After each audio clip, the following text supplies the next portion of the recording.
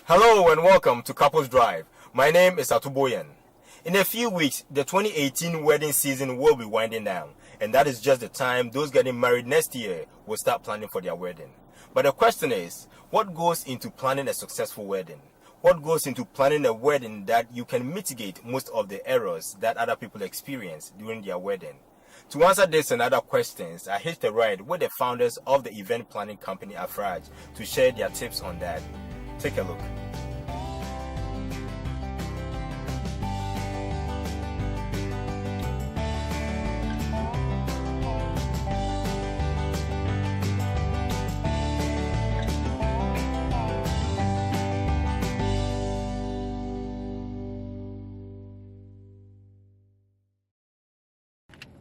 All right, ladies and gentlemen, I have with me two of the finest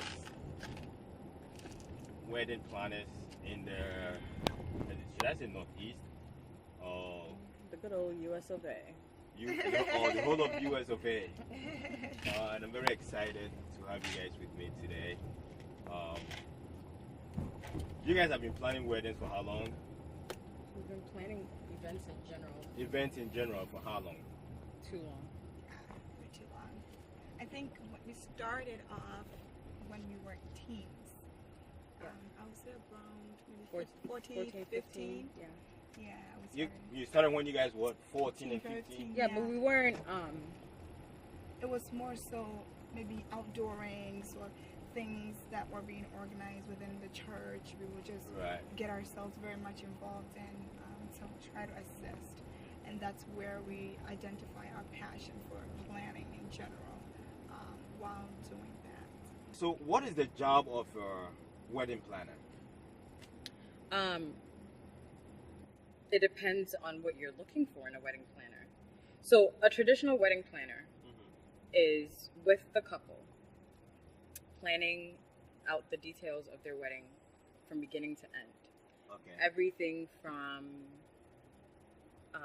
decor ideas and choices to even as detailed as invitations that you're sending. So it really just depends on how much the couple is doing themselves and how much involvement they want with the planner. Another distinction is there's a difference between a planner and a coordinator. There are those who plan from the very beginning to the very end, and then there are those who, there are couples who kind of put the details together and just need someone to execute it that day. Okay. So there's a difference, and I think a lot of the time people sort of get the two confused. People sometimes call planners coordinators when they're not just coordinators, and then vice versa. Okay. So there's definitely a distinction there. So which one are you guys have wedding planners, but We do both. what does a wedding planner do that a wedding coordinator doesn't do? So a wedding planner is with the couple from beginning to end. Okay. So, for example, someone may be getting married next year and they have no idea what they want. Or they could have an idea, but they just don't know how to execute it. Okay. And so when a wedding planner comes in, they're able to bring their vision to fruition. Some couples might have already started the process where they've chosen their colors, they have their venue, they have some details, but then in the midst of them planning the wedding, they get overwhelmed. And they see there's a lot more details to it than what they thought. And so then they will seek out for a wedding planner at that moment in time and say, hey, could you help me do this? Versus a wedding coordinator, whereas the couple that's getting married will plan everything. And so a month before the wedding date, they will want someone to come in to be able so that they can brief them on all the details that in which they have planned. So on the day of the wedding, they can execute their vision for them. Because that day, that bride or that groom cannot be there to call the various vendors to make sure that they're on time, their chairs has been delivered, the cake is there. They need someone to coordinate that effort that day of. So that's that fine distinction between a wedding planner versus a wedding coordinator. So essentially the coordinator is on the day of the event. Correct. Exactly. And for us, if we're planning an event for an individual, and again, depending on the package that they choose, which is suiting to their needs, if we're planning from beginning to end, we're also there the day of. If we're planning, if we come in the middle of them, their planning process, we're still there the day of. And if they just hire us just for the day of, then we're also there for that as well. So how many packages do you have? We have three. Three So we have 3 packages. So But they are a la carte, so they can be Okay. customized, yeah. exactly per the need of the couple as Okay. well. So our first package is it's where we're planning from beginning to end, and we chose various names for our business. So our first package is Endless Love, and so that's when we're doing everything from beginning to end. And then our second package is Power of Love. That's where the couple will start planning, and we'll come in and it will take over and execute for them. And then our last package is Crazy in Love, and that's the coordination portion, and we'll come in a month before, prior to. A month before. To do that. Okay. Now, what is, in your opinion, the most difficult part of planning a wedding? Oh, the guest list. The Sorry. what? The guest list. The guest list. And I think it's just because whether you're having an open invitation where anybody and their mother and their children can come, or you're doing an invite only reception where it's specific to a certain number, it's always difficult.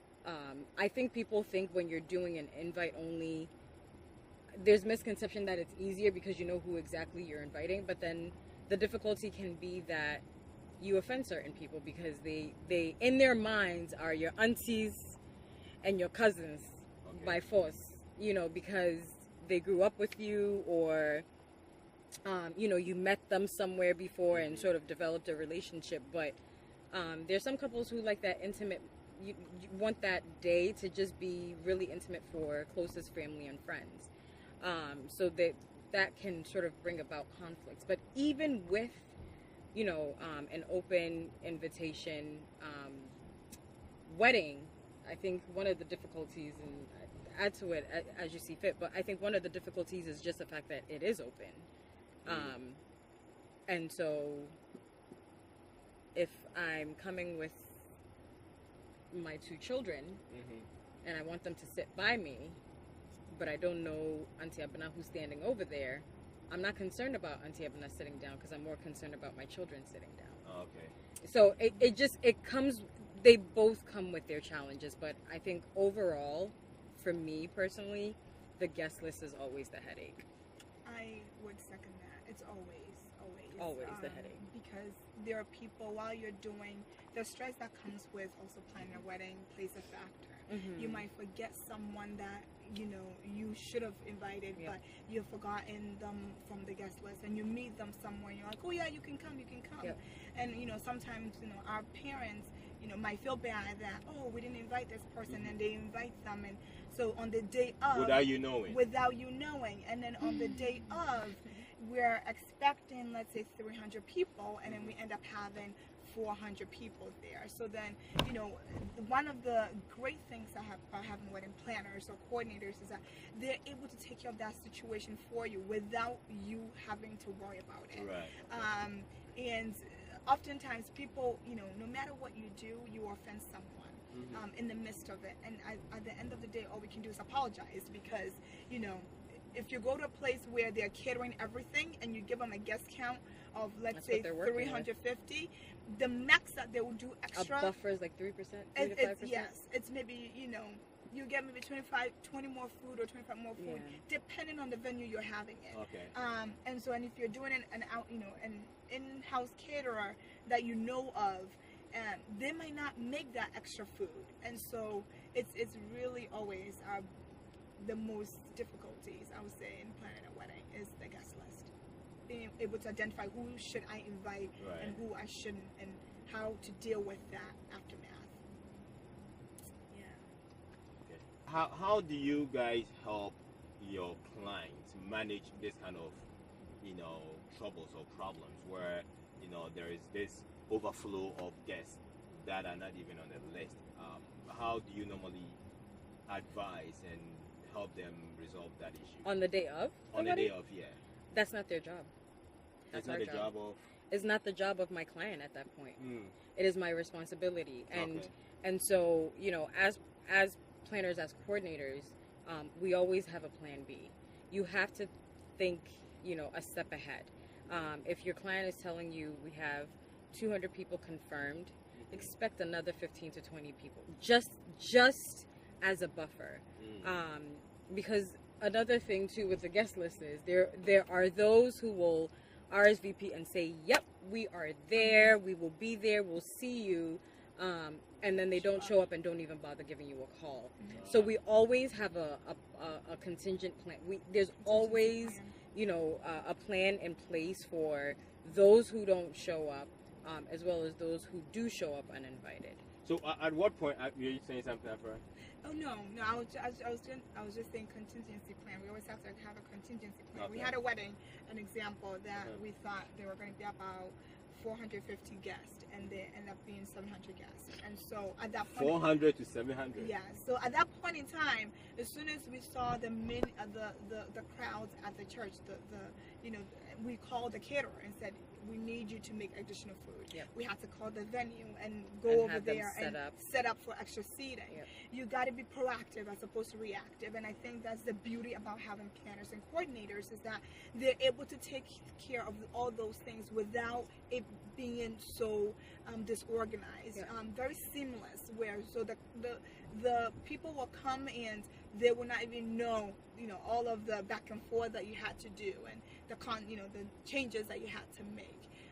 Certain times you can't go to the client at that point in time and say your guest list is, and because they can obviously see it because they're in the sanctuary or at the venue to see. But that it's not their job to have to deal with that. No, because So then, at what point do you advise your clients or anybody looking forward to get married? At what point do you advise them to have a finalized list?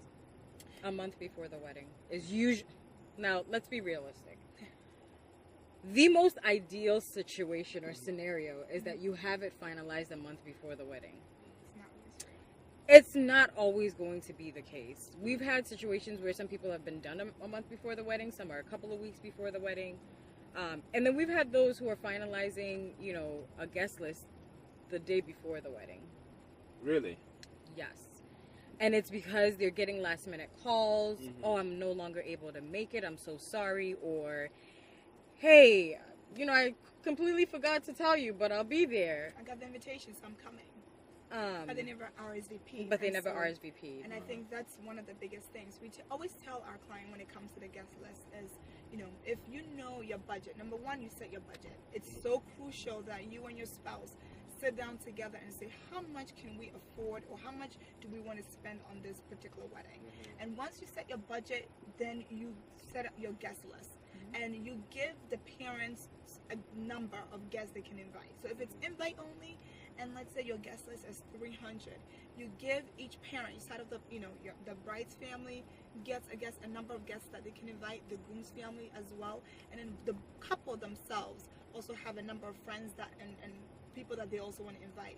So that way, and they have to speak to their parents, because I think families play a role in also the, I would say, crowd control, the invite control that we have to deal with, because certain families or certain individuals, the parents might not agree with invitation only, but the child is saying invitation only. So when the friends of the family say, "Oh, I'm coming. I heard your daughter's getting married." They're like, "Oh yeah, come." Meanwhile, the daughter is not aware of it, or the son is not aware of it. And so we always advise them: you sit down with the family, your parents, and go over, "Mommy, Daddy, this is our guest list." If some parents or families might want to contribute, so that you can get a higher number of guests to invite, and others will be like, okay, that's fine, that's what you want to do, let's go with that. So that's our biggest thing that we'll say. Every couple should always talk to their family, so everybody is on the same page as to who our guest list is. And it's hard on the parents, I have to say, because they have so many friends and they know so many people. So when you do invite only, they feel like, who can I invite and who can I not invite? So that's the challenge of that. Being a wedding planner or being wedding planners, there are times that you may be disrespected, insulted, and all that, especially when you're trying to do like crowd control and all that. how is it handled? How do you guys handle it? Because these With a smile on your face. That's these right. are things that you have to shield from getting to the couple, Yeah. right? So how do you guys shield that and still be able to put a smile on your face? With a smile on your face. It's not personal. It's not personal. We're here to do a job and execute a job, and our motto is. But you customer get service. you get yeah. that. Oh okay. yes, you do. you do. You do. You Oh, get, countless times. yeah, you do where people disrespect you, people talk down at you, talk at you. But at the end of the day, you have to keep your composure. It's And not then, about us. and then later they come and tell you you did a great Yeah, because it's not about us. It's about the couple. It's about the bride and the groom. They hired us to be that shield for them for that particular day and to make their day special. So our motto is, we have to create a timeless moment that everybody lasts in a lifetime. So from them entering the ceremony area to the reception, the customer service has to be exceptional. So there's no room for us to be misbehaving or flipping out or getting angry now. We can't have So that. can you guys walk me through the steps from the beginning when a client contacts you and tells you that I want you guys to plan my wedding for me? What are the steps? So basically, we get a call from or even email requests from a potential client. We'll have an initial consultation with them. Okay. Just to get an understanding of what exactly it is that they're looking for.